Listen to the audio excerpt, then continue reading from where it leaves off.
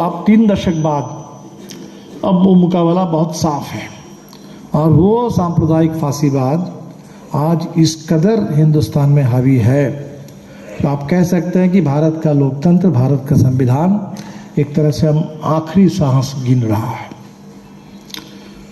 और ये सामने 24 का चुनाव है और इस 24 के चुनाव के बाद अगर ये फांसीवादी निज़ाम फिर जीत करके अगर आ जाए तो शायद अब थोड़ा बहुत भी जो लोकतंत्र बचा हुआ है संविधान में, जो भी उसकी कुछ उसकी धारा आज भी है, वो शायद अब पूरी तरह से ख़त्म होने की ओर बढ़ जाएगा। तो इसलिए जो जिस दौर में हम जी रहे हैं, लड़ाई बहुत साफ है, बहुत सीधा है, इसमें कहीं कोई समझने में अब दिक्कत नहीं है। अभी आप देख लीजिए कि 2 चुनाव गुजरात में अभी 2 चरण का चुनाव है तो एक चरण बचा है। दिल्ली के एमसीडी का चुनाव हो रहा है, हिमाचल में चुनाव हुआ है। थोड़ा सा इस चुनाव पर देख लीजिए, चुनाव में मोदी जी ने, अमित शाह ने क्या भाषण किया। हिमाचल में जाकर के मोदी कह रहे थे कि भाई, क्योंकि वहाँ भारतीय जनता पार्टी में बहुत ज़बरदस्त बगावत है और भारतीय जनता पार्टी के जो राष्ट्रीय अध्यक्ष हैं नड्डा साहब, वैसे तो कहते हैं कि हम बिहार के भी हैं और बिहार में आकर के कह के गए थे कि देश में एक ही पार्टी अब रह जाएगी, भारतीय जनता पार्टी। तो उनके खिलाफ भारी नाराज़गी है हिमाचल में और बहुत बागी उम्मीदवार खड़े हैं। तो वहाँ नरेंद्र मोदी जाकर के चुनाव सभा में बोल रहे थे कि भाई विधानसभा के लिए कौन उम्मीदवार है इसमें मत जाइए, है ना। विधानसभा के उम्मीदवारों को शायद आप जानते नहीं हैं, कुछ नहीं है, बस सीधा हमें देख करके, मोदी को देख करके कमल पर बटन दबाइए ताकि हमारे खाते में आपका पूरा समर्थन आकर के जमा हो जाए। अब बिल्कुल मतलब भारतीय जनता पार्टी में भी अब कुछ भी अब नहीं है, बस सिर्फ मोदी के नाम पर आप वोट दीजिए। आप गुजरात में जाइए, वहाँ अमित शाह, लग रहा है कि गुजरात का चुनाव 2022 में नहीं हो रहा है, फिर 2002 में चुनाव हो रहा है, वो जनसंहार के दौर में। उन्होंने कहा कि हमने जनसंहार में ऐसा सबक सिखाया कि उसके बाद से गुजरात में स्थायी शांति कायम हो गई। यानी हमारे देश के आज जो गृह मंत्री है, उस समय तो उसके बीच में तो बहुत सारे उनके ऊपर मुकदमे थे, सब कुछ धमकी देते रहते हैं। तो दरअसल धमकी दे रहे हैं कि गुजरात, जब हम कहते हैं कि गुजरात मॉडल को देश में लागू करेंगे, तो गुजरात में जैसे जनसंहार करके हमने स्थायी शांति कायम की है, तो पूरे देश में हमारा यही इरादा है कि हम बड़ा जनसंहार करके इस देश में स्थायी शांति। और उस स्थायी शांति का मतलब क्या है? उस स्थायी शांति का मतलब है कि इस देश में सामाजिक बदलाव के लिए, गुलामी के खिलाफ, गैर बराबरी के खिलाफ जो भी आवाज़ें उठती रही है, जो विद्रोह होते रहे हैं दलितों के, आदिवासियों के, महिलाओं के, तमाम जो उत्पीड़ित समुदाय के लोग हैं, दबे कुचले लोग हैं, तो जो भी बदलाव की आवाज़ है, जो भी बराबरी की आवाज़ है, इंसाफ की आवाज़ है, उस आवाज़ को खामोश कर देना। शांति का मतलब और कुछ नहीं है। शांति का मतलब अमन चैन नहीं है। अमन चैन अगर शांति का मतलब होता तब तो भाईचारे की बात करते। तो ये बात ये कर रहे हैं कि ये कोई जो आवाज़ देश में उठती है, उस आवाज़, शांति मतलब खामोशी, वो सन्नाटा, वो हम कायम कर देना चाहते हैं, खुलेआम कह रहे हैं। एक और उदाहरण देख लीजिए, एक हिंदी फिल्म के वो एक एक्टर हैं परेश रावल, उन्होंने अपने भाषण में कहा कि भाई गुजरात के लोग महंगाई बर्दाश्त कर सकते हैं, बर्दाश्त कर लेंगे हम लोग, ठीक है, गैस सिलेंडर नहीं है या सिलेंडर को भर पाना बड़ा मुश्किल हो रहा है, गैस महंगा है, ठीक है, महंगाई है तो उसको झेल लेंगे, देख लेंगे। रोज़गार नहीं है तो ठीक है, कभी रोज़गार आएगा। तो महंगाई, बेरोज़गारी, ये गुजरात की जनता बर्दाश्त कर लेगी। मैंने कह रहे हैं कि महंगाई है, बेरोज़गारी है, लेकिन ये बर्दाश्त करने लायक मुद्दे हैं। तो बर्दाश्त करने लायक क्या नहीं है कि क्या आपके बगल में रोहिंग्या आ जाए, बांग्लादेशी आ जाए, बंगाली आ जाए और उसी गैस से मछली पकाए, तो क्या आप ये बर्दाश्त करेंगे? इसको हम कतई बर्दाश्त नहीं करेंगे। आप समझ लीजिए कि महंगाई, अब भाजपा के लोग यही कह रहे हैं, अरे महंगाई की क्या बात करते हो, ये लहसुन प्याज की क्या बात करते हैं, मोदी जी इसके लिए आए हैं, मोदी जी बड़ा काम करने के लिए आए हैं, बड़ा काम कर रहे हैं देश में। तो ये जो महंगाई का मुकाबला नफरत से, महंगाई को लोगों को, ताकि लोग महंगाई की शिकायत ना करें, महंगाई को लेकर उसके खिलाफ बोले नहीं, आंदोलन करें नहीं, तो लोगों को बांट दो, फूट डालो, राज करो, नफरत भड़काओ, दंगा भड़काओ, छोटे छोटे इसमें लोगों को उलझा के रख दो, बस महंगाई खत्म। तो महंगाई का मुकाबला नफरत से, और इसीलिए हमें महंगाई से भी लड़ना है, और महंगाई के मुकाबले के लिए जो नफरत भड़काने का काम हो रहा है, उस नफरत से भी हमको लड़ना है। तो हमारे सामने एजेंडा बहुत साफ है। बाबरी मस्जिद के विध्वंस के बाद सुप्रीम कोर्ट में केस चला। अब तो सुप्रीम कोर्ट ने भी कहा कि बाबरी मस्जिद का सारा केस, गुजरात जनसंघर्ष के सारे केस अब खत्म, बहुत पुराना हो गया है, अब हम उस पर अब कोई बात नहीं करेंगे। हमें लगता है कि जैसे 1 तारीख को हमने लक्ष्मणपुर बाथे का भी 25 साल पूरा हुआ, बिहार के बड़े बड़े जनसंहारों के साथ भी अब शायद यही होने वाला है। वो कहेंगे कि सब खत्म, भूल जाओ, वो लक्ष्मणपुर बाथे, बथानी, मियाँपुर, शंकर बेघा सब भूल जाओ, उसमें कोई इंसाफ की अब देश में कोई अब गुंजाइश नहीं है।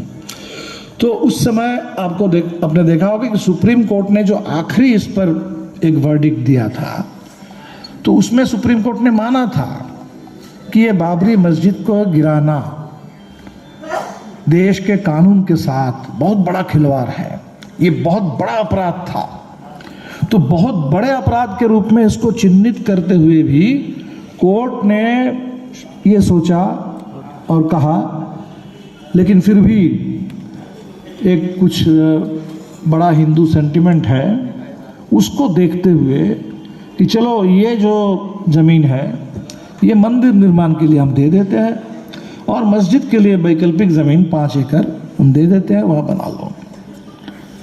तो इसके साथ ये था कि भाई इससे मामला ख़त्म हो जाए इस देश में, अब इस पर कोई और बहस ना हो और कोई बात ना हो। और पूरे मुस्लिम समुदाय ने हिंदुस्तान के बहुत चोट सहते हुए इस पूरे नाइंसाफ़ी को, बस इसी से लोगों ने ये किया था कि चलो अगर इससे बात आगे बढ़ जाती है, देश आगे बढ़ जाता है, हम सब लोग आगे बढ़ जाते हैं, तो चलो ठीक है, इतना दर्द झेला है, इस दर्द को भी हम झेल लेंगे।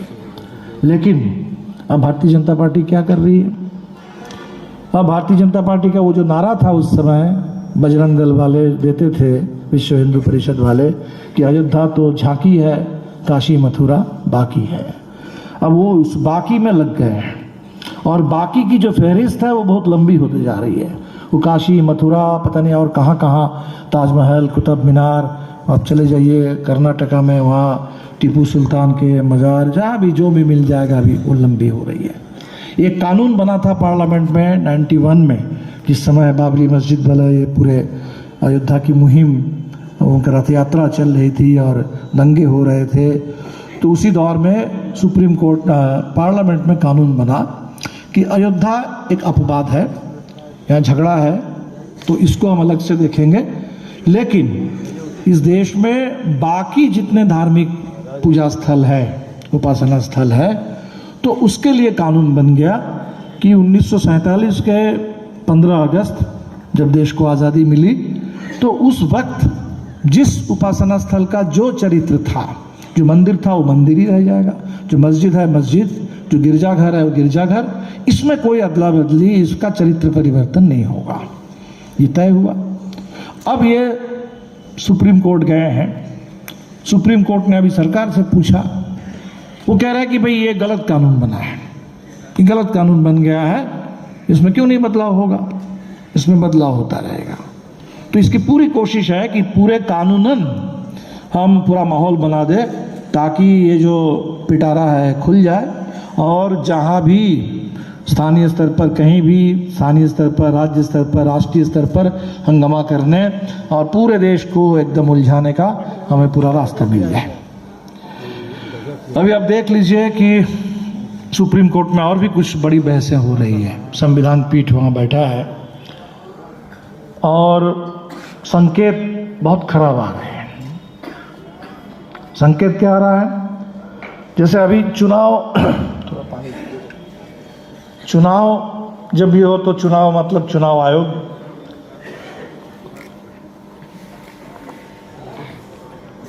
चुनाव आयोग की बड़ी भूमिका है। तो अगर चुनाव की कोई विश्वसनीयता आप देखना चाहते हैं, विश्वसनीय चुनाव हो, तो उसके लिए चुनाव आयोग की निष्पक्षता, चुनाव आयोग की विश्वसनीयता बेहद ज़रूरी है। तो वहाँ सुप्रीम कोर्ट में संविधान पीठ इसी पर अभी विचार कर रहा था कि ये चुनाव आयोग में नियुक्ति कैसे हो। ये चुनाव आयुक्त होते हैं, तो चुनाव आयुक्तों की नियुक्ति कैसे हो, इस पर बातें हो रही है। और जिस समय ये चल रहा है सुप्रीम कोर्ट में,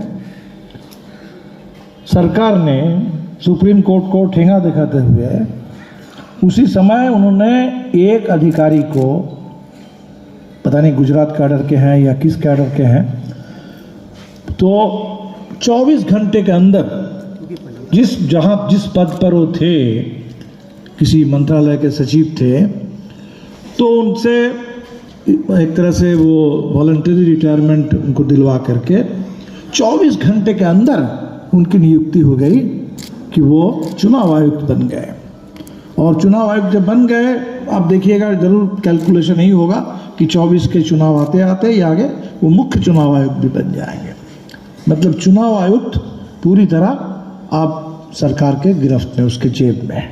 सुप्रीम कोर्ट ने इस पर बहुत कुछ कहा है, बहुत कड़ी बात है, लेकिन अभी उस पर तो इस अपॉइंटमेंट पर कोई अभी बात नहीं हुई, उस पर रिव्यू नहीं हो रहा है। भविष्य में कैसे चुनाव आयोग का गठन होगा, आयुक्तों की नियुक्ति होगी, उस पर बातें हो रही है। बात एक और आ रही है कि न्यायाधीशों की, इस देश में जो न्यायाधीश बनते हैं सुप्रीम कोर्ट में, तो इसकी एक प्रक्रिया है। हम जानते हैं न्यायपालिका को लेकर हम लोगों की भी बड़ी शिकायत है। न्यायपालिका में आरक्षण नहीं है। न्यायपालिका में आरक्षण नहीं होने के चलते जो न्यायपालिका की सामाजिक संरचना है वो बहुत ही एकांगी है। उसमें पूरे देश के दलित, गरीब, विदेश के अल्पसंख्यक, महिलाएं, उनके वो प्रतिफलन नहीं होता है, उनकी भागीदारी उस तरह से नहीं हो पाती है। और जाहिर सी बात है कि तब इन तमाम सवालों पर न्यायपालिका का रुख वो अक्सर बड़े बायस टाइप के रुख होते हैं। तो ये सब बातें हैं न्यायपालिका में आरक्षण की मांग से लेकर के बहुत सारे, कि वो और संवेदनशील न्यायपालिका पूरे हिंदुस्तान की विविधता, हमारे देश के इतिहास, हमारे देश के जो सामाजिक सांस्कृतिक बनावट, ये सब तमाम सवालों के प्रति लोगों की ज़रूरत, लोगों की मांगे इसके प्रति और संवेदनशील हो। तो ये इसकी हमें उम्मीद है और इसके लिए हम लोग मांग भी करते हैं। लेकिन सरकार की परेशानी इस बात को लेकर के नहीं है। सरकार की परेशानी है कि अभी जो न्यायपालिका में न्यायाधीश जो आते हैं, तो वो सीनियर जो जजेस हैं उनका एक कॉलेजियम है, वो एक तरीके से तय करते हैं। जब वो तय करते हैं तो उसमें एक तरह से आप कह लीजिए कि पूरी तरह सरकार का नियंत्रण नहीं हो पाता है।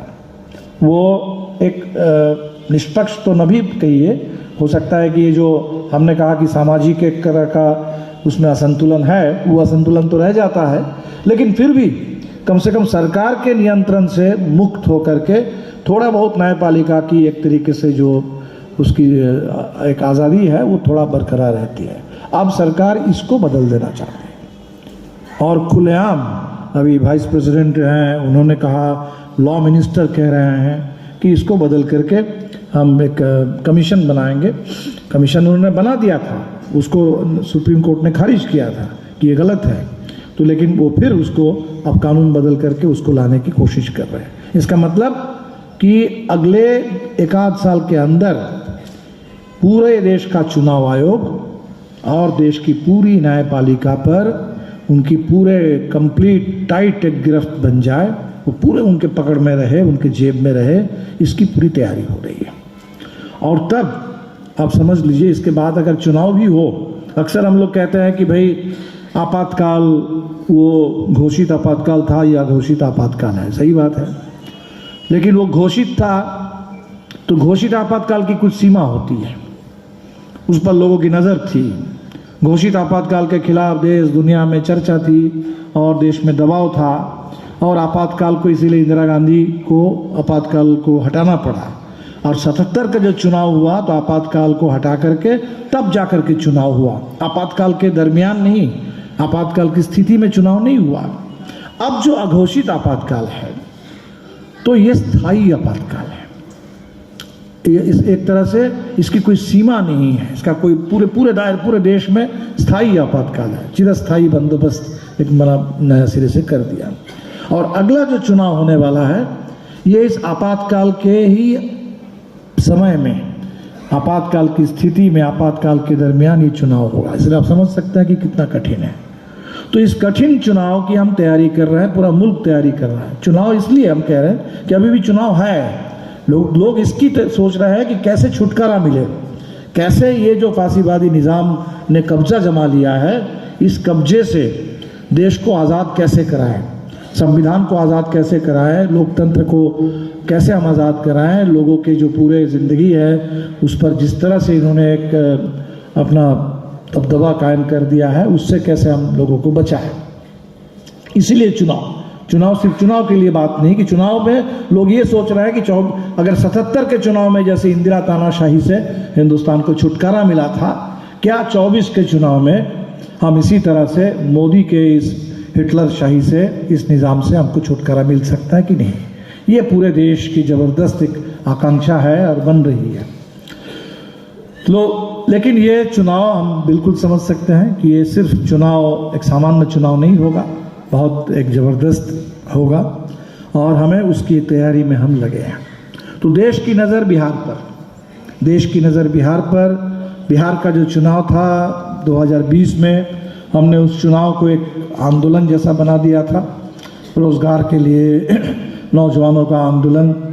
ये पूरे जो अपमान झेलना पड़ा लॉकडाउन में हमारे प्रवासी मजदूरों को, उस अपमान के खिलाफ, उस पीड़ा के खिलाफ, पीड़न के खिलाफ एक सम्मानजनक ज़िंदगी के लिए एक आंदोलन के रूप में, और उसमें हमें एक हद तक एक अच्छा परिणाम मिला और हम लोग एक सफलता पाए। और इसके बाद अब हमें पता है कि नीतीश कुमार ने नाता तोड़ लिया और एक सरकार भी बदली हुई सरकार है। तो बिहार की ये चर्चा है कि भाई बिहार में जो हुआ, भारतीय जनता पार्टी बाकी राज्यों में तो सरकारें गिरा रही है, विधायकों को खरीद रही है, और खरीद करके उन्होंने बना लिया अपना महाराष्ट्र में फिर से अपनी सरकार, इससे पहले कर्नाटका में, मध्य प्रदेश में, अभी आपके झारखंड में कोशिश हो रही है। लेकिन बिहार में आकर के वो सत्ता में थे, नीतीश के कंधे पर बंदूक रख करके चला रहे थे, तो नीतीश जी ने अपना थोड़ा कंधा हटा लिया है और बिहार ने भारतीय जनता पार्टी को सत्ता से बाहर कर दिया। तो इसलिए एक ये मॉडल लोगों को लग रहा है कि क्या यही जो मॉडल है कि बिहार ने जिस तरह से भारतीय जनता पार्टी को अलगाव में डाला, अलग थलग कर दिया है सत्ता से, क्या पूरे हिंदुस्तान में ये संभव है कि नहीं। तो इसीलिए पूरे देश की नज़र बिहार पर है और बिहार में लोग इस बात को समझ रहे हैं। बिहार चुनाव को लेकर जब भी चर्चा होती है, लोग एक बात कहते हैं कि भाई इस चुनाव में अगर माले को, वामपंथियों को कुछ और सीटें मिलती, ये 19 सीट पर माले वालों को लड़ने के लिए मिला, अगर उनको 30 सीट मिली होती लड़ने के लिए, अगर इसमें लेफ्ट वालों को मिली होती तो चुनाव का परिणाम कुछ और होता और वो जो चंद सीटों के लिए यहाँ भारतीय जनता पार्टी फिर सत्ता में आ गई थी, ये नौबत ही नहीं आती और यहाँ सरकार बन जाती। तो कुल मिलाकर के बिहार के अंदर इस बात स्थापित है कि बिहार में ये जो एक भारतीय जनता पार्टी के खिलाफ, फांसीवाद के खिलाफ, आरएसएस के खिलाफ, ये तमाम गुंडों के खिलाफ, इनके दबंगई, इनकी गुंडागर्दी, ये जो दंगाई दबंगई ताकते हैं, दबंग ताकते हैं, तो इनके खिलाफ जो मजबूत एक आंदोलन है, एक जन प्रतिरोध है, उस प्रतिरोध के केंद्र में वो है बिहार के वामपंथी, भाकपा माले, लाल झंडा, वो गरीबों की ताकत, वो दावेदारी, ये है और मजबूत है और इसीलिए बाकी सब कुछ हो रहा है। और इसीलिए इसकी मजबूती, इसकी और ज़्यादा मजबूती इसकी ज़रूरत है, ये बिहार इसको महसूस करता है। और हमें लगता है कि आज के दौर में बिहार नहीं, पूरे हिंदुस्तान में इसकी समझ है कि भाई माले जैसी पार्टी को, और इसीलिए मोदी जी कोशिश कर रहे हैं, वो कोशिश कर रहे हैं कि वो उनके जो नक्सल की परिभाषा है उसको लगातार वो बढ़ाते जा रहे हैं। एक समय था कि भाई माओवादी के लिए वो कहते थे कि नक्सल बंदूकधारी, अब कह रहे कि बंदूकधारी नहीं, कलमधारी भी। अभी तो अर्बन नक्सल, कौन अर्बन नक्सल है? मेधा पाटकर, जो बड़े बात के खिलाफ पर्यावरण के लेकर के लड़ती रही है, बोलती रही है, अर्बन नक्सल। एक गुजरात में एक कवि है, उन्होंने कोविड के दौर में एक कविता लिख दी कि भाई गंगा से शव बह जा रहे हैं तो शव वाहिनी गंगे। तो उन्होंने लिखा, वो मोदी के प्रशंसक रही है, भारतीय जनता पार्टी के विरोधी कभी नहीं है, कोई वामपंथी तो बिल्कुल नहीं है दूर दूर तक। उनको भी अगर बस उन्होंने सच कह दिया कि ये क्या हो रहा है, गंगा से पूरे शव बह जा रहे हैं, आप नमामि गंगे कर रहे हैं और अब वो शव वाहिनी गंगे, तो अब उसको लेकर के भी हुआ कि ये लिटरेरी नक्सल है। तो वो परिभाषा बढ़ाते जा रहे हैं कि भाई जो भी विरोध करें देश में वो सब नक्सल हैं। नक्सल मतलब क्या? वामपंथी, कम्युनिस्ट। तो ये कोशिश कर रहे हैं कि हम तो धीरे धीरे सबको अंदर करेंगे और सबको खामोश कर देंगे, सबको चुप करा देंगे। और लोगों की उम्मीद है, कोशिश है कि माले जैसी पार्टी और मजबूत हो, वामपंथ और मजबूत हो, उसके अंदर और ऊर्जा और ताकत हो, ताकि हिंदुस्तान को हम इससे बचा लें। अभी जो हमने ब्राज़ील के बारे में चर्चा की, आपने बधाई दिया लूला को, तो लातिन अमेरिका, ये अमेरिका के पिछवाड़े में ये जो पूरे तमाम देश है, तो वहाँ एक ही देश में तो उस तरह से कहिए तो घोषित तौर पर क्रांति हो पाई है, वो है क्यूबा। वो अभी भी टिका हुआ है, अमेरिका के सारे दबाव के बावजूद वो टिका हुआ है। लेकिन और पूरे लैटिन अमेरिका में ब्राज़ील से लेके, अर्जेंटीना से लेके, चिली से लेकर के तमाम वहाँ ज़्यादातर देशों में इस समय वामपंथी रुझान रखने वाली सरकारें अब आ गई है। कोलंबिया में, बोलीविया में, और ये जो सरकारें आ रही है तो वो कहीं 2 दशक 3 दशक वहाँ दक्षिणपंथियों का राज चला है, तानाशाही झेलते हुए, तानाशाही को झेलते हुए, फिर लड़ते हुए, और इसी तरह के मुद्दों को लेकर, रोज़गार का सवाल, अधिकार का सवाल, महंगाई के खिलाफ, अपने हक के लिए, जो हमारे देश में जिनको हम आदिवासी कहते हैं, वहाँ भी जो आदिवासी मूलवासी वहाँ के लोग हैं, इंडिजिनस पीपल, उनके अधिकार, इसी तरह के सवालों को लेकर के वहाँ लैटिन अमेरिका में वामपंथ वापसी कर रहा है। चुनाव में कठिन है, एकदम कांटे का टक्कर है, लेकिन कांटे के मुकाबले में एक चांस में नहीं जीत पाए लूला। 2 बार चुनाव हुआ क्योंकि 50% से ज़्यादा वोट चाहिए, लेकिन उनको मिला। तो हमें लगता है कि ये जो लैटिन अमेरिका दिखा रहा है कि ये वामपंथी ही है, जो तमाम दमन, तानाशाही, ये तबाही, जो निजीकरण, उदारीकरण, ये जो बाजार का हमला, ये जो मल्टीनेशनल कंपनियों का हमला, ये जो प्राकृतिक संसाधनों की लूट, जो प्रकृति को भी एक तरह से ख़त्म करके रख देंगे, तो इसके खिलाफ एक वामपंथी आंदोलन है जिसमें वो दम है, वो ताकत है, वो संकल्प है और वो इसका मुकाबला कर सकता है। तो हिंदुस्तान में भी हमें वही चाहिए, वैसा एक मजबूत जुझारू वामपंथी आंदोलन। तो हमें लगता है कि हम लोग जो महाधिवेशन कर रहे हैं, एक तरह से इसी ज़रूरत को देखते हुए, और ये ज़रूरत इसलिए, ये सिर्फ हमारी बात नहीं है, हम जो कर रहे हैं, जो हम लोग कर रहे हैं कि भाई हमारा इतना कोटा होना चाहिए, ये इतने मेंबर हो, इतना फंड हो, तो हमें लगता है कि ये सिर्फ हम नहीं महसूस कर रहे हैं। इसको अगर हम इतना समझेंगे कि ये बस एक सांगठनिक कसरत है, 5 साल हो गया है, हमको महाधिवेशन करना है, तो अभी हमारे जिस समय हमने किया था क्या है, इसी मंदिर नित्य कला मंदिर, हाँ, तो इसमें जब महाधिवेशन, तो जब हमारे 6 विधायक थे उस समय, तो 6 विधायक के दौर में हमने यहाँ किया था, अब 1 दर्जन विधायक हो गए, और इसीलिए हम इसके बाद इसके मेमोरियल में जाके करेंगे। तालियां बजा रहे हैं, लेकिन हम कह रहे हैं कि बात सिर्फ इतनी नहीं है, बात सिर्फ इतनी नहीं है कि भाई हम थोड़ा समय बदला, हमारे पास विधायकों की संख्या बढ़ी है, थोड़ा बड़े आकार का एक महाधिवेशन कर लें, बात इतनी नहीं है।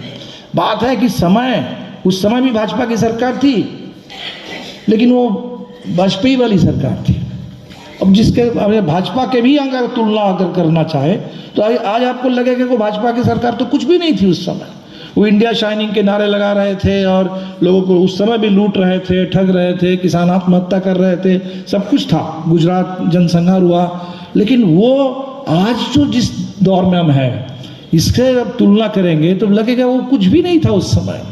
तो आज जब इतना ज़बरदस्त हमारे सामने एक चुनौती है जहां लोग ये देखना चाहते हैं कि कौन है, कौन लड़ेगा। अब कुछ लोग इसकी बात करते हैं कि भाई प्रधानमंत्री का चेहरा कौन बनेगा। क्या पत्रकार यही पूछते रहते हैं, क्या राहुल गांधी आपको लगता है कि बन पाएंगे, भारत जोड़ो यात्रा से सफल हो जाएंगे, क्या नीतीश कुमार में ये भरोसा किया जा सकता है। अब ये तमाम बातें हम तो लगातार जो भी कहते हैं कि भाई चेहरा कौन बनेगा, हमने कहा ये कोई सवाल नहीं है। अगर विपक्ष बहुत सारे मल्टी पार्टी है तो मल्टी पार्टी मतलब है कि बहुत सारे नेता हैं, बहुत दल है, बहुत नेता है, बहुत सारे प्रधानमंत्री बनने लायक अगर नेता देश में हो, ये तो देश के लिए, विपक्ष के लिए अच्छी बात है। अल्टीमेटली तो कोई एक ही प्रधानमंत्री बनेंगे, लेकिन यहाँ विपक्ष में अगर प्रधानमंत्री बनने लायक अगर बहुत सारे नेता हैं, बहुत दल है, तो ये विपक्ष की कमजोरी नहीं है, ये विपक्ष की मजबूती है। और भारतीय जनता पार्टी को अब पंचायत में भी जाकर के मोदी का चेहरा दिखा करके वोट मांगना पड़ रहा है। One party, one leader, one nation और सब कुछ वन जो कर रहे हैं, ये उसकी कमजोरी है। और ये हमारे पास अगर बहुत सारे पार्टियां हैं, बहुत सारे लीडर्स हैं, ये हमारी मजबूती है। तो सवाल उसका नहीं है कि भाई कौन प्रधानमंत्री बन जाएगा, नहीं बन जाएगा।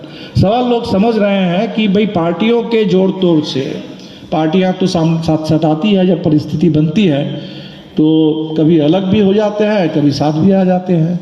नीतीश जी अलग भी हो गए थे, फिर साथ आए, फिर अलग हुए, फिर साथ आए। तो पार्टियों का अलग होने का और साथ आने का ये जो पूरी एक प्रक्रिया है वो तो एक अपने हिसाब से है। लेकिन अगर जबरदस्त सड़क पर अगर आंदोलन है, जैसे किसानों का आंदोलन, तो मामला बदलता है। जैसे ये नागरिकता के सवाल पर शाहीन बाग से आंदोलन शुरू हुआ और देखते ही देखते हिंदुस्तान के बीच में कोविड आ गया, इसीलिए थोड़ा आंदोलन पर रोक लगी। लेकिन वो जो माहौल बन रहा था, शाहीन बाग पूरे देश में एक प्रतिवाद के मॉडल के रूप में खड़े हो रहे थे, ऐसा आंदोलन। वो जो रोहित वेमुला की सांस्थानिक हत्या के बाद देश के तमाम विश्वविद्यालयों में जो छात्र नौजवान निकल पड़े थे और हमारे साथियों ने नारा दिया कि नए देश के वास्ते भगत सिंह अम्बेडकर के रास्ते, वो आंदोलन। वो जो ऊना में दलितों के उत्पीड़न के बाद जो पदयात्रा हुई और पूरे देश में एक नए सिरे से दलितों में एक उभार आने लगा, ऐसा आंदोलन।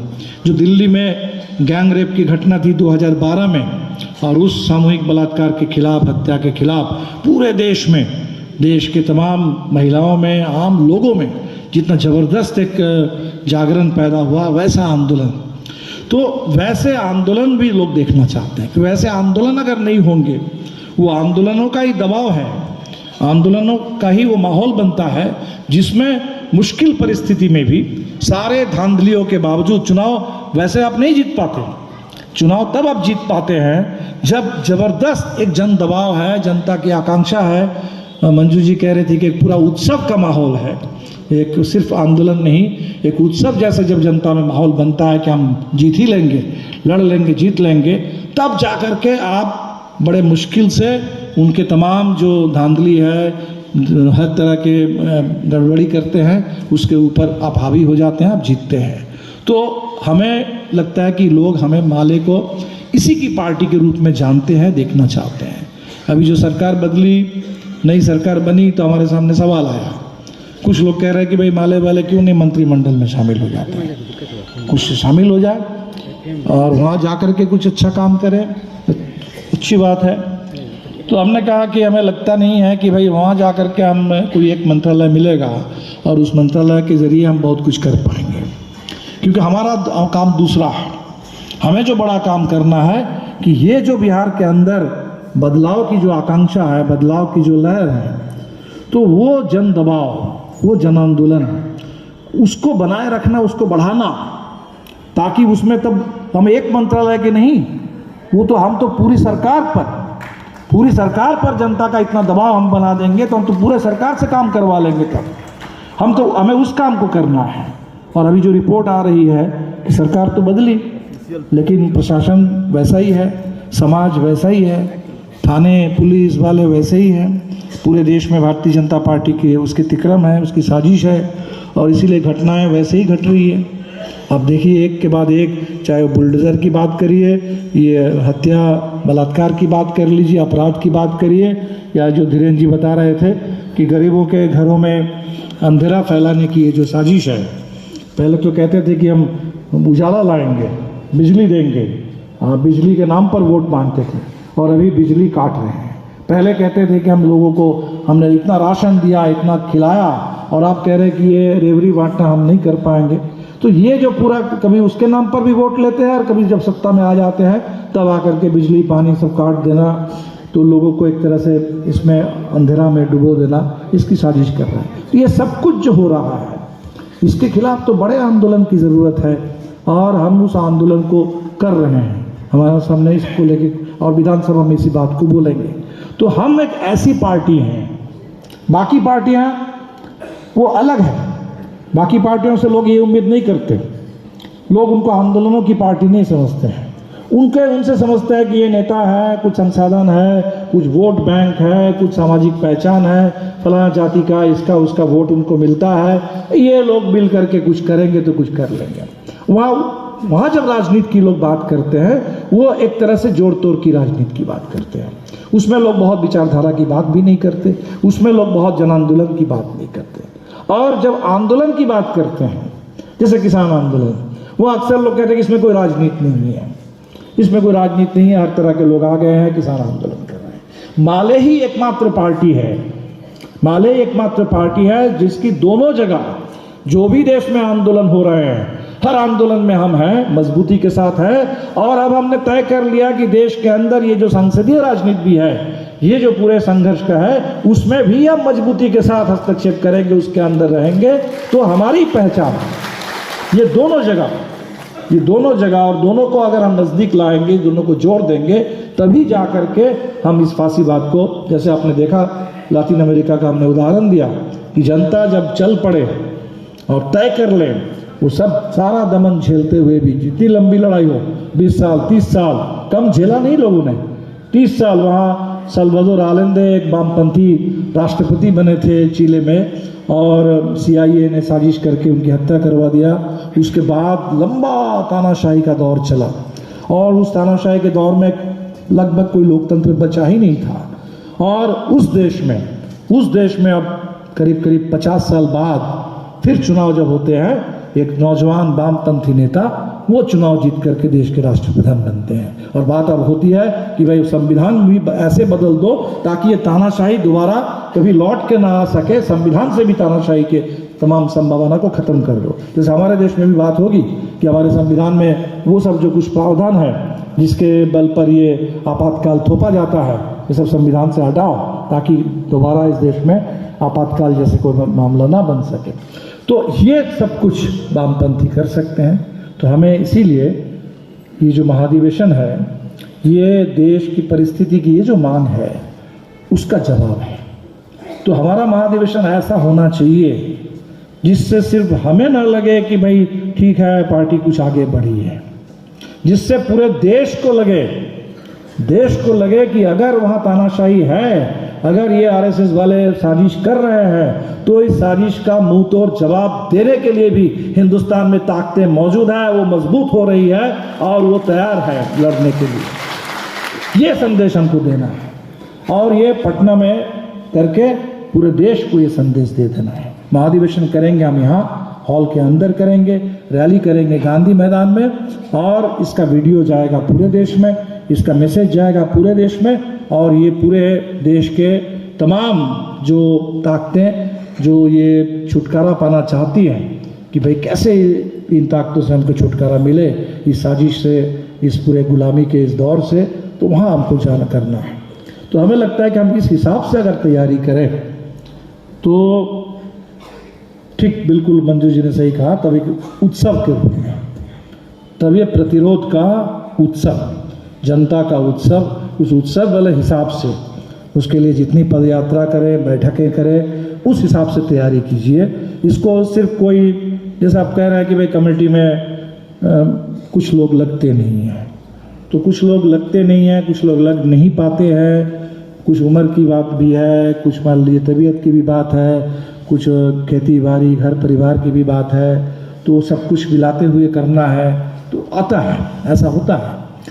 तो लेकिन जब कोई ऐसा माहौल बन जाता है, ऐसा माहौल बन जाता है कि लोगों को लगता है कि बस अभी जो 2 महीने का 3 महीने का समय है, इसमें बस और कोई बात नहीं, और कोई बात नहीं, इस समय हमको ये 3 महीना लौट करके नहीं आएगा, और ये 3 महीने में 2 महीने में अगर ये काम अगर कर देंगे, इससे जो परिणाम हमको मिलेगा, इससे जो ऊर्जा निकलेगी बनेगी, वो हमें अगले 3 साल के लिए वो काम करेगा। और इसीलिए एक तरीके से 3 साल का काम हम 3 महीने के अंदर कर लेंगे, 2 महीने के अंदर कर लेंगे, ये जज्बा लेकर के लोग काम करते हैं और ऐसा होता है। हमने काम नहीं किया, चुनाव हम लोग कैसे लड़ते हैं, वैसे ही लड़ते हैं।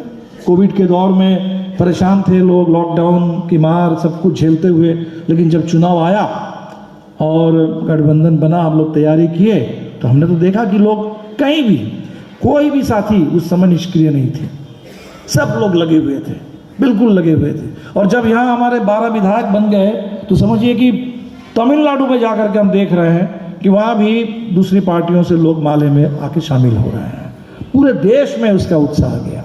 तो हमें लगता है कि उत्सव के साथ उत्साह जुड़ा हुआ है, उत्साह का माहौल बने, उत्सव का माहौल बने, और पूरे देश बने, बिहार के हमारे तमाम साथी, बल्कि ये तो वो दौर है कि पुराने से पुराने साथी जो कहीं कभी थे और अभी किसी कारण से छूटे हुए हैं, और नए से नए जो संभावना लेकर के साथी, सबको हम एक जगह ला दें। और ये अच्छा आप लोगों ने फैसला लिया कि इस बार जब हम महागठबंधन में हैं, तो महागठबंधन सिर्फ वोट के लिए तो नहीं है, वोट तो ठीक है, चुनाव के लिए बना, चुनाव के समय बना, हम एक दूसरे को वोट किए, लेकिन वो तो इसीलिए हुआ क्योंकि हमारे सामने एक दुश्मन है, हमारे सामने भारतीय जनता पार्टी है, हमारे सामने आरएसएस है, मोदी का ये तानाशाही है, और उसके खिलाफ अगर लड़ना होगा तो हमें तो वैचारिक रूप से भी मजबूत होना होगा, हमें तो उसके खिलाफ हर तरह से तैयारी करनी होगी।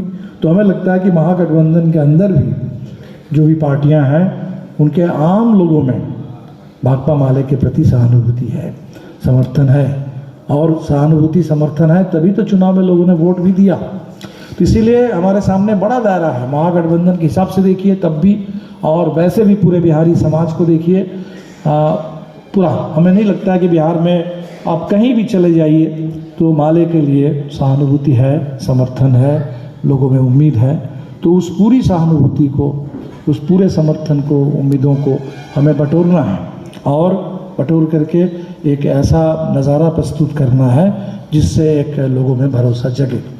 तो इसकी तैयारी हमें लगता है कि हम लोग करें। रिकॉर्ड एक तरीके से रैली में भागीदारी हो, तो रिकॉर्ड भागीदारी के लिए ये नारा तो ठीक है, लोकतंत्र बचाओ देश बचाओ, लेकिन लोकतंत्र बचाओ देश बचाओ इस पूरे लक्ष्य के साथ, या शहीदों के सपनों का भारत बनाओ, वो ठीक है, वो लक्ष्य है, लेकिन इसके साथ हमें लगता है कि जो तात्कालिक जितने मुद्दे हैं, उन मुद्दों के साथ, उन संघर्षों के साथ लोगों के अंदर जो गुस्सा है, उस गुस्से के साथ इसको जोड़ना होगा। जो महंगाई से लोग परेशान हैं, महंगाई से परेशान है, तो एक बार हमने दिल्ली में रैली की थी, दाम बांधो काम दो वरना गद्दी छोड़ दो, 8 अक्टूबर 1990, ज़बरदस्त रैली।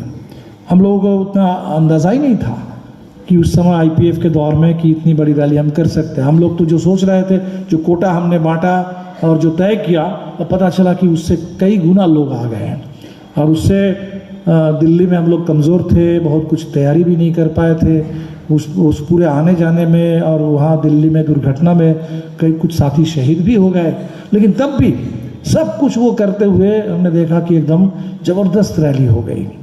अभी हमने 21 तारीख को हमारे मिड डे मील आशा स्कीम वर्कर्स फेडरेशन, उसका एक विरोध का कार्यक्रम था दिल्ली में। हमने तो बल्कि ये सोचा था कि बिहार में तो महाधिवेशन की तैयारी है, इसीलिए बिहार से मतलब कुछ नेता कार्यकर्ता कुछ आ जाए, बिहार से कोई और साथियों का आने की ज़रूरत नहीं है। लेकिन जब कार्यक्रम हुआ दिल्ली में, तो हम देख रहे हैं कि बिहार हो, झारखंड हो, यूपी हो, अगर हमने सोचा कि 1000 का कोई एक ठीक ठाक कार्यक्रम हो जाए, तो वहाँ 5000 लोग पहुँच गए, 5000 महिलाएं पहुँची हैं। कोई तैयारी हम लोगों की नहीं थी उनको ठहराने के लिए। रात में, ठंड की रात है, गुरुद्वारे में उसके आंगन में वैसे ही मैंने बिना कोई कंबल, बिना कुछ, कष्ट काफ़ी उठाना पड़ा लोगों को। लेकिन फिर भी कल शशि जी रिपोर्ट कर रही थी सीसी में कि लोगों में वो ठीक है, वो कष्ट जो है उसको लोगों ने कर लिया।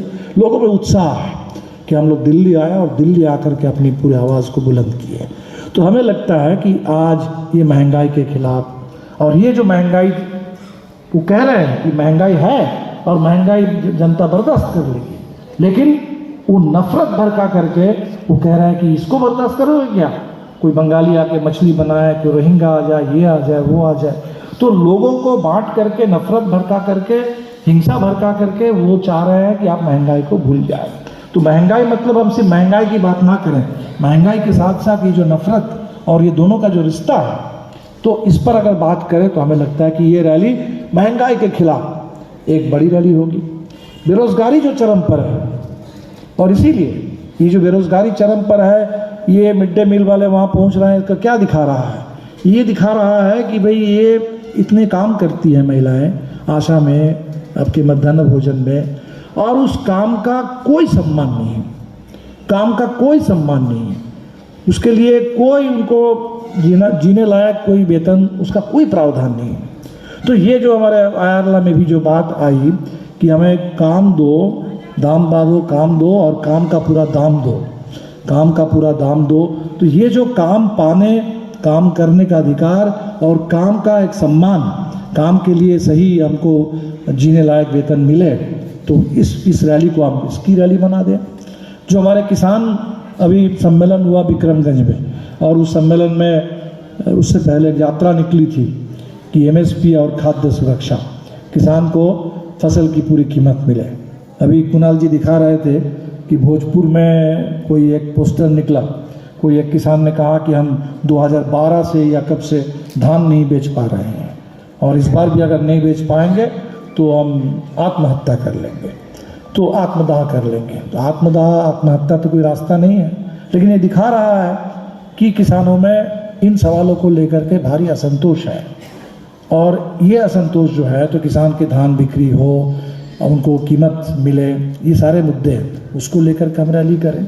ये जो EWS वाला है 10% आरक्षण, और हम देख रहे हैं, हमको समझ में नहीं आया, लोग कह रहे हैं कि पूरे हिंदुस्तान में एक ही पार्टी है जिसने खुलकर संविधान की मूल भावना पर खड़े होकर के इसका विरोध किया है, और उस पार्टी का नाम है भाकपा माले। एक पार्टी ने इस पर, क्योंकि हमने क्यों किया, हमने कहा कि भाई अब गलत सवाल इसका नहीं है कि 10% है तो अभी बहुत नहीं है, हमारे पास तो 50% है, तो 10 और 50 में तो ठीक है, गरीबी है देश में। हम देख रहे हैं कि ये 10 नहीं है, ये 10 है कि उस 50 को ख़त्म करने की शुरुआत है।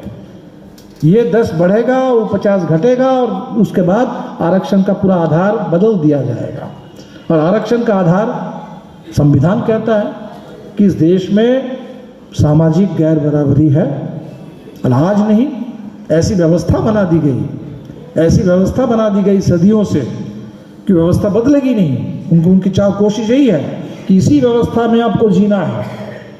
तो उसी व्यवस्था के चलते आज देश में इतनी सामाजिक गैर बराबरी है, तो देश में इतना पिछड़ापन है। शैक्षणिक रूप से अब चले जाएंगे तो आप जो दलितों में आप पाएंगे कि शिक्षा का कम है। क्या है, उनके अंदर शिक्षा की चाहत नहीं है? बिल्कुल है। क्या उनके पास दिमाग नहीं है, वो पढ़ नहीं सकते, लिख नहीं सकते? बिल्कुल कर सकते हैं। अगर मौका मिल जाए, मौका अगर मिल जाए शिक्षा का, तो एक से एक आप देखेंगे कि उसमें कोई फर्क नहीं पड़ेगा। लेकिन शैक्षणिक रूप से पिछड़ा बना के रखा गया। अब तो ऊपर से जो महंगाई है, निजीकरण है, वो भी एक तरह का आरक्षण है, आरक्षण का निषेध। क्योंकि महंगाई मतलब है कि उसको आरक्षित कर दो, किनके लिए? पैसे वालों के लिए, ताकि गरीब के बच्चे ना पढ़ सके, विश्वविद्यालय में ना जा सके, उनका इलाज ना हो। इसीलिए शिक्षा एक अधिकार होना चाहिए, उसको एक सुविधा बना दो, और उस सुविधा को बस सिर्फ जो लोग खरीद सकते हैं उनके लिए बना दो। तो ये जो पूरे देश में एक तो इसी तरीके से बेरोजगारी और शिक्षा का अधिकार लोगों से छीना जा रहा है। आप कह रहे हैं कि हम आर्थिक आधार पर आरक्षण देंगे, आर्थिक आधार पर देंगे, गरीबों के लिए देंगे। अब देख लीजिए दोनों ही कैसा मजाक है। आर्थिक आधार पर अगर आप आरक्षण की बात कर रहे हैं, 10% मान लिया कि 10% को हम आर्थिक आधार पर आरक्षण दे रहे हैं, तो अगर वो आर्थिक आधार है तो उस आर्थिक आधार पर आप दलितों को, आदिवासियों को, ओबीसी को क्यों अपने बाहर किया? ये तो आर्थिक आधार नहीं हुआ। अगर आर्थिक आधार का आरक्षण है तो सबके लिए हो, उसमें अपने एससी को, एसटी को, ओबीसी को क्यों बाहर किया उससे, जिस पर सुप्रीम कोर्ट ने भी सवाल उठाया। 5 में से 2 विचारपति ने कहा कि ये तो विभाजनकारी है, ये तो लोगों को बाहर निष्कासित करने वाला, लोगों को एक तरह से अधिकार से बाहर करने वाला है और इस संविधान की भावना के खिलाफ है। दूसरा, आप कह रहे हैं कि हम गरीबों के लिए आरक्षण की बात करें, इकोनॉमिकली वीकर सेक्शंस, आर्थिक रूप से कमजोर वर्ग के लिए। तो कमजोरी का पैमाना क्या है? कह सालाना 8 लाख तक जो आमदनी है। सालाना 8 लाख का मतलब क्या है? महीने में करीब करीब 70,000, 65-70 हज़ार।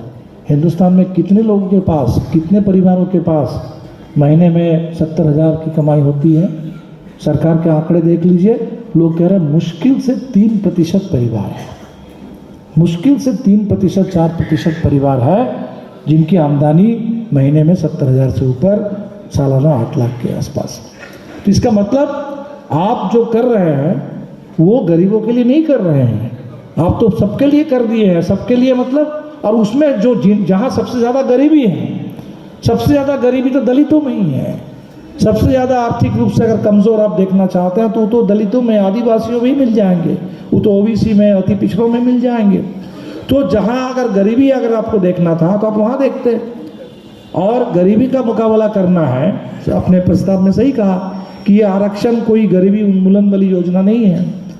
आरक्षण गरीबी के लिए आप दीजिए, संविधान में लिखा हुआ है काम का अधिकार, सबको काम का अधिकार दीजिए, आप दीजिए सबको शिक्षा का अधिकार दे दीजिए। तो आप शिक्षा का अधिकार, काम का अधिकार, भोजन का अधिकार, इन अधिकारों की गारंटी कर दीजिए, सबके लिए कर दीजिए, सबके लिए कर दीजिए। जैसे जॉब कार्ड आपने कहा कि हम सबके लिए कर दे रहे हैं, उसमें हम APL BPL नहीं देखेंगे, उसमें SC ST OBC नहीं देखेंगे, हालांकि जो भी काम मांगेगा हम देंगे, अच्छी बात है। तो इसी तरह से सबके लिए कर दीजिए, सबके लिए कर दीजिए, तो हमें कोई आपत्ति नहीं है, लेकिन वो आप नहीं करेंगे। तो हमें लगता है कि इस पर बहुत बड़ा सवाल है। इस सामाजिक जो आरक्षण को ख़त्म करने की जो साजिश शुरू हुई है, संविधान पर जो हमला, तो इन तमाम सवालों को लेकर के लोगों में चर्चा है। और अगर इस रैली को हम ये बना दें कि संविधान के अंदर जो सामाजिक न्याय इस पूरे देश में बाबरी मस्जिद के बाद फिर उस कानून को बदल करके और हर जगह मंदिर मस्जिद का झगड़ा शुरू करने, तो इस रैली को हम, एक नारा हमारा एक है, लेकिन उस एक नारे के अंदर बातें बहुत हैं। और उसमें उसके हर छोड़ को अगर हम वो करें कि महंगाई के खिलाफ, रोज़गार के लिए, किसानों के पूरे फसल बिक्री और उनके सवालों को लेकर, आपके पूरे महिलाओं के सम्मान सुरक्षा के लिए, देश के अंदर सामाजिक न्याय के लिए, देश का जो ताना बाना है उसकी रक्षा के लिए, तो हमें लगता है कि रैली सबकी रैली बनेगी, सबकी रैली बनेगी। जिसके मन में जो सवाल है, जो आक्रोश है, उसको लेकर के रैली बनेगी। और तब हमें लगता है कि बिहार सरकार भी निश्चित तौर पर जो ये रैली होगी कि बिहार में भी जो चल रहा है, भाजपा सत्ता में नहीं है, लेकिन सरकार अगर भाजपाई तर्ज पर चलेगी, प्रशासन अगर भाजपाई तर्ज पर चलेगा, वो वैसे ही बुलडोजर राज चलेगा, तब तो ये क्या भाजपा से छुटकारा पाना हुआ, भाजपा को सत्ता से क्या बेदखल करना हुआ। अगर काम ऐसा ही होता रहेगा, अगर उसी ढंग से शासन चलेगा, तो हमें लगता है कि इसीलिए भाजपा के खिलाफ करते हुए भी जो आपने कहा प्रस्ताव में कि नीतीश कुमार की सरकार संज्ञान ले और इन पर रोक लगाए, तो हमें लगता है कि लाखों लोग जब गांधी मैदान में लाल झंडा लेकर के जमा होंगे, तो हमारा संदेश दिल्ली तक भी जाएगा, हमारा संदेश पटना के लिए भी जाएगा, पटना के लिए भी जाएगा। तो इसकी ये एक बड़ा हमारे सामने संभावना है, बड़ी ज़रूरत है। और हम तमाम साथियों से बिल्कुल, आपने सही कहा कि इसमें कौन ऊपर के नेता हैं, कौन विधायक है, कौन क्या है, district committee, state committee, block committee, कुछ नहीं देखना, वो सब बात अलग, अपनी अलग जगह पर है। यहाँ तो सब लोग माले के सिपाही हैं, सब लोग लाल झंडे के सिपाही हैं और लाल झंडे को लेकर के माले के सिपाही हम सब लोग पूरा फैल जाए। अपने 50,000 हम लोगों ने सदस्यता का लक्ष्य लिया कि कैंडिडेट मेंबर। अब 2-4 उदाहरण की बात दे करके मैं बात ख़त्म करूँगा। अभी आयरला का सम्मेलन हुआ खेत मजदूरों का, और हमारी जो मेंबरशिप है करीब 15 लाख सदस्यता बनी देश में खेत मजदूरों की। तो हम लोग ये सोचने लगे कि भाई 15 लाख तो इससे पहले भी हम बना चुके हैं, इससे पहले भी हम बना चुके हैं। तो आज जो चुनाव में इतनी बड़ी हमको सफलता मिली, 12 विधायक हैं, तो क्या इससे कोई फर्क नहीं पड़ना चाहिए था?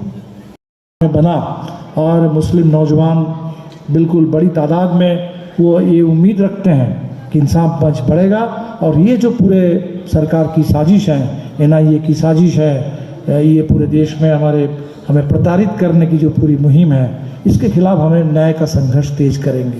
तो हम देख रहे हैं कि हजारों की तादाद में वो नौजवान है। हमको लोगों ने वोट किया, फुलवारी से लेकर के औराई से लेकर के पूरे बिहार में, जहाँ जीते हैं जहाँ हारे हैं, हर जगह। लेकिन वो हम करें कि उनको नौजवान संगठन में लाइए, ROI में मेंबरशिप हो, लेकिन वो मेंबरशिप नहीं बन पाए। तो हमें लगता है कि इस पर थोड़ा ठीक से हम लोगों को सोचना चाहिए कि हमारा जो आधार है, एक प्रभाव है, चर्चा है। माले के विधायक विधानसभा में अच्छा बोलते हैं, मुद्दों पर उठाते हैं, बहस करते हैं। तो ये जो चर्चा है, पार्टी के लिए सहानुभूति है, तो वो सहानुभूति दूर से क्यों? हम उनके पास अगर जाएं और कहें कि भाई आप बाहर से नहीं, अब अंदर आइए, आप अंदर आकर के बिल्कुल आप चाहते हैं कर सकते हैं। आप नौजवान हैं, आज देश में आज़ादी की ज़रूरत है, दूसरी आज़ादी की लड़ाई है, उस आज़ादी की पार्टी है भाकपा माले में शामिल होइए और इस आज़ादी का आंदोलन में अपना योगदान दीजिए। देश को आज़ाद कीजिए, पूरे लोकतंत्र को आज़ाद कीजिए, संविधान को आज़ाद कीजिए, जनता के अधिकार की गारंटी कीजिए। तो ऐसे नौजवान भगत सिंह और अम्बेडकर के रास्ते पर चलने का इरादा रखने वाले, वो जज्बा लेकर के चलने वाले ऐसे नौजवानों की तो कोई कमी नहीं है। लेकिन वो नौजवानों की कमी हमारी पार्टी में है। आप देख लीजिए, हम लोग यहाँ बैठे हैं, हमसे वो कॉमरेड कमल पूछ रहे थे कि बिहार में हमारी पार्टी में औसत उम्र क्या है, औसत उम्र क्या है। तो हम कह रहे हैं कि औसत उम्र तो लगातार लेकिन बढ़ रही है। जैसे यहीं पर देख लीजिए, नौजवानों की संख्या बहुत कम है, महिलाओं की संख्या बहुत कम है, बहुत कम है अभी। और हम सब, उम्र तो घटेगी नहीं, उम्र तो बढ़ेगी। वो 50 से ज़्यादा 60, 65। तो अगर हमारा एवरेज एज, हमारी औसत जो उम्र है पूरे पार्टी में, कमेटियों में, अगर वो 60 हो जाए, 50 हो जाए, तो लोग कहेंगे कि भाकपा माले वरिष्ठ नागरिकों की पार्टी है। सीनियर सिटीजन के नाम पर आजकल कोई छूट नहीं मिलती, कोई ट्रेन में भी किराया कम नहीं लगता है, लेकिन माले जो हो जाए कहेंगे सीनियर सिटीजन्स की पार्टी है। तो सीनियर सिटीजन को तो भाजपा वाले भी कहते हैं कि मार्गदर्शक मंडल में। हमारे यहाँ तो मार्गदर्शक मंडल में नहीं, हमारे यहाँ बिल्कुल, अब स्वदेश जी को देखिए 80+ हैं, एकदम उसी तरह से लगे हुए हैं जैसे आज से 50 साल पहले लगे हुए थे। शर्मा जी गुजर गए और अंत तक उसी तरह से रामजतन शर्मा लगे हुए थे जैसे जब सचिव थे तब भी, और हमेशा पूरी पार्टी में लगे हुए थे। तो हमारे लिए बिल्कुल ये बहुत ज़बरदस्त गर्व की बात है और प्रेरणा की बात है कि हमारे यहाँ तमाम बुजुर्ग साथी बिल्कुल सक्रियता के साथ वो लगे रहते हैं। लेकिन अगर पार्टी को और ऊर्जावान बनाना है तो वो नौजवान चाहिए, वो 20 साल वाले, 25 साल वाले, 18 साल वाले, महिलाएं, स्कीम वर्कर्स दिल्ली पहुंच गई मिड डे मील में 1000 की तादाद में, बिना किसी तैयारी। लेकिन पार्टी में हम कहेंगे, पार्टी में वो स्कीम वर्कर्स वाली, वो आशा, आंगनबाड़ी, वो सारे छात्राएं जो लड़ती हैं विश्वविद्यालय में जाकर के आयशा के बैनर से भी या वैसे भी, वो कहाँ है पार्टी में? तो पार्टी में और ज़्यादा नौजवान, पार्टी में और ज़्यादा महिलाएं। तो हमें लगता है ये जो मेंबरशिप का कोटा आपने लिया है, जैसे आपने कहा कि भाई अपने ही दायरे में मत देखिए, अमर जी कह रहे थे कि अपने दायरे में देखिएगा, तो कोई गांव में जाइए तो लगता है कि सब लोग तो मेंबर बने ही हुए हैं। सब लोग अगर बने हुए हैं तब भी देखिएगा, एक परिवार में जाइए, पुरानी पीढ़ी पार्टी के मेंबर हैं, उसी घर में जा करके बच्चों से बात करिए, नौजवानों से बात करिए। हो सकता है बहुत जगह हमने देखा कि उनकी पार्टी में दिलचस्पी नहीं है, वो पार्टी के बारे में उतना जानते नहीं हैं। हम लोगों ने जब कोशिश की, बातचीत की, तो पता चला कि नहीं, वो पार्टी में तब दिलचस्पी ले सकता है। उनको ये लगता था कि पार्टी हमें दिलचस्पी नहीं लेती, हमारे जो मुद्दे हैं उन मुद्दों पर पार्टी सोचती नहीं है, बोलती नहीं है, इसलिए हम भी पार्टी से थोड़ा दूर रहते हैं। वो हमारे पिता माता के ज़माने वाली पार्टी थी तो वो उस ज़माने की पार्टी नहीं है, वो आज की पार्टी है। हम लोग उस ज़माने से लेकर आज भी वही लड़ने वाली पार्टी है। तो वो नौजवानों को पार्टी में लाना, तो हमें लगता है कि सिर्फ ठीक है, अपने दायरे में भी अगर हम देखेंगे तब भी बहुत गुंजाइश है, बहुत महिलाएं नहीं हैं, बहुत नौजवान पार्टी में नहीं हैं। और थोड़ा सा अपने दायरे से बाहर निकल करके माले को हम सिर्फ वो 19 सीट वाली पार्टी अगर नहीं समझेंगे, सिर्फ 12 विधायक वाली पार्टी नहीं, आने वाले दिन में हिंदुस्तान में क्रांति करने वाली, गरीबों का राज बनाने वाली और इस देश में फांसीवाद को उसको पूरी तरह से ख़त्म करके इस देश में सच्चा लोकतंत्र स्थापित करने वाली पार्टी है। तो उस पार्टी के रूप में अगर हम देखेंगे कि आज हम उसकी तैयारी कर रहे हैं, तो हमारे पास लोगों की बिल्कुल कमी नहीं होनी चाहिए। और इसके लिए आक्रामक लक्ष्य लीजिए, जो भी लक्ष्य आपने लिया है, और हमें लगता है कि उसको आप हासिल कर सकते हैं। हम लोगों ने थोड़ा तय किया कि 18 दिसंबर तक हम लोगों ने सोचा था कि रिन्यूअल पूरा हो जाएगा, तो रिन्यूअल शायद पूरा अभी नहीं हो पा रहा है। तो इसीलिए क्योंकि हमें इसके बाद जाना होगा प्रतिनिधि चयन में, प्रतिनिधि चयन की प्रक्रिया, तो प्रतिनिधि चयन में देर ना हो ताकि महाधिवेशन में किसी तरह की कोई बाधा ना आए। इसीलिए हम लोगों ने सोचा कि चलो ठीक है, प्रतिनिधि चयन के लिए जो हमारे पास 2022 की मेंबरशिप लिस्ट है उसको, और 2022 में हमने जितने कैंडिडेट मेंबर्स की भर्ती की है इसको जोड़ करके इसी मेंबरशिप स्ट्रेंथ के आधार पर, तो 18 दिसंबर तक जितने मेंबर भर्ती हो जाएंगे उसी आधार पर आपको डेलीगेटों का कोटा मिलेगा। समझ लीजिए इस बात को कि डेलीगेट चयन करने के लिए हमने तय किया कि जो भी जिला कमेटी है, अगर 1000 मेंबर वाला जिला है तो 200 मेंबर पर एक डेलीगेट, अगर 1000 से ऊपर वाला है तो उस 1000 के बाद 300 पर एक डेलीगेट। तो ये अगर आप देख लीजिए आपके ज़िले में मेंबरशिप कितनी है, और बहुत सारे साथी डेलीगेट बनना चाहते हैं, तो डेलीगेट बनना अगर चाहते हैं तो मेंबर रिक्रूट करिए और नए नए साथियों को कैंडिडेट मेंबर भरिए। कैंडिडेट मेंबर की संख्या बढ़ेगी, 18 दिसंबर तक जितनी बढ़ेगी तो आपके ज़िले से डेलीगेट आने की संभावना उतनी बढ़ जाएगी, डेलीगेट की संख्या बढ़ जाएगी। इसीलिए पूरी कोशिश करिए 18 दिसंबर तक इसको पूरा करिए, और फिर बाकी हमने कहा है कि इसको जनवरी महीने के अंदर पूरा कर लीजिए। बाकी मैंने अभी तो 31 दिसंबर साथियों ने कहा कि पूरा कर लीजिए अगर टोटल रिन्यूअल को, ताकि हम बाकी काम में लग सके। बड़ा फंड इकट्ठा करना है, कुणाल जी ने कहा कि 1.5 करोड़ 1,500 प्रतिनिधि, मान ली कम से कम 500 वॉलंटियर, 2000 लोगों के लिए कोई इंतज़ाम करना है, उनके ठहरने का, उनको खिलाने का। एक 2 लाख लोगों की रैली करनी है, तो जाहिर सी बात है कि बड़ा खर्च है, और हम लोगों ने पहले कभी ऐसा किया नहीं। 1.5 करोड़ शायद कभी हम लोग उस तरह से केंद्रित ढंग से, 1.5 करोड़ से ज़्यादा तो खर्च हो ही जाता होगा चुनाव में, अलग अलग जगह भी केंद्रित ढंग से, लेकिन चुनाव यहाँ हमने एक जगह एक फंड के रूप में कभी इकट्ठा नहीं किया। तो इसको हमको करना है, तो भी बड़ा काम है। इसीलिए मेंबरशिप वाला काम अगर हम कर लें दिसंबर में तो इस काम को हम लोग कर पाएंगे। और अभी जो रिपोर्ट आई हम समझते हैं कि एक अच्छी शुरुआत है। अगर करीब करीब 1/4 या 1/3 रिन्यूअल हो गया है तो, और वो दिसंबर का एकदम शुरू है अभी, तो अच्छा है। आमतौर पे हम इतना नहीं कर पाते थे। जो हमने सोचा कि सभी पार्टी मेंबरों का योगदान 20 रुपये के हिसाब से, तो इसमें कलेक्ट करना है। साथी तो देना चाहते हैं, बहुत सारे साथी 20 रुपये से ज़्यादा देंगे, वो भी देंगे, लेकिन कम से कम 20 रुपये अब सभी साथियों से लेना है। तो ये काम हमको पहुंचना है, करना है। और जनाधार से जो, इसीलिए एक कोटा था खेत मजदूर संगठन पर, एक कोटा है किसान संगठन पर, एक कोटा है स्कीम वर्कर्स पर, कि पर मेंबर खेत मजदूर संगठन है तो 1 रुपये के हिसाब से, किसान है तो 2 रुपये के हिसाब से, निर्माण मजदूर हैं, सफाई कर्मचारी हैं तो 2 रुपये के हिसाब से, किसान और बाकी जो मजदूर है थोड़ा संगठित मजदूर तो 5 रुपये के हिसाब से। तो ये हम लोग संगठनों से तय किया और शेष आम जनता से अपने दोस्तों से, भाकपा माले के शुभ चिंतकों से, पूरे बिहारी समाज का वो हिस्सा जो माले जैसी पार्टी को बढ़ते हुए देखना चाहते हैं, उन तमाम लोगों से हमें कलेक्ट करना है। तो हमें तो लगता है कि काम है और ये काम करना बिल्कुल संभव है। बस इसमें एक तरह से एक मुहिम, एक जुनून सवार हो जाए। इसको मुहिम कहने से भी, मुहिम कभी कभी धीमी गति से चलती है। एक जुनून इसको सफल करने वाला, जुनूनी ढंग से पूरा एक तरह से हम लोग करें तो जुनून हो जाए और तब वो जश्न हम मना लें महाधिवेशन का।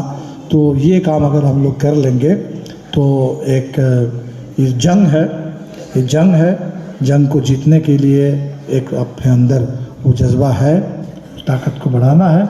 और बिल्कुल कॉमरेड वीएम ने अपने आखिरी एक तरह से निधन से पहले एक लिखा था, जिसको हमारे साथी गाते भी हैं, हम फिर मिलेंगे साथियों संघर्ष के मैदानों में। तो आज का जो दौर है तो समझ लीजिए कि अगर हम सच में वैसा एक ऐतिहासिक महाधिवेशन यहाँ कर पाते हैं तो मास्टर जगदीश से लेकर साथी राम नरेश राम से लेकर कॉमरेड विनोद मिश्रा से लेकर हमारे तमाम साथी, जिन सब लोगों ने हमेशा ये सपना देखा था कि भाकपा माले बिहार में एक इतनी बड़ी पार्टी बनेगी और बिहार से पूरे देश को एक ऐसा संदेश जाएगा कि पूरे देश में सबसे बड़ी कम्युनिस्ट पार्टी हम बनेंगे। और इस देश में सबसे बड़ी कम्युनिस्ट पार्टी बनने का मतलब सिर्फ एमएलए एमपी की संख्या बढ़ाने वाला नहीं। सबसे बड़ी कम्युनिस्ट पार्टी बनने का मतलब कम्युनिस्ट पार्टी जिस कार्यक्रम के लिए है, जिस सपने के लिए है, वो जो समाज को बदलने वाला, उसको हम पूरा करेंगे। तो हमें लगता है कि हम इस महाधिवेशन से उस पूरी अपनी विरासत को भी बुलंद करेंगे, मजबूत करेंगे और एक पूरे देश को एक भरोसा दिला पाएंगे कि नहीं, जितना भी हमला हो माले यहाँ तैयार है। इसी के साथ अपनी बात खत्म करता हूँ और सभी साथी बिल्कुल एक सिपाही की तरह हम लोग लग जाए। एक जंग हमारे सामने है, जंग लड़ना है, जंग जीतना है और फिर मिलेंगे हम लोग उसी पूरे महाधिवेशन के उसमें। सब लोग आप तमाम साथियों को अपनी मेहनत के लिए, संघर्ष के लिए और आने वाले उपलब्धियों के लिए लाल सलाम।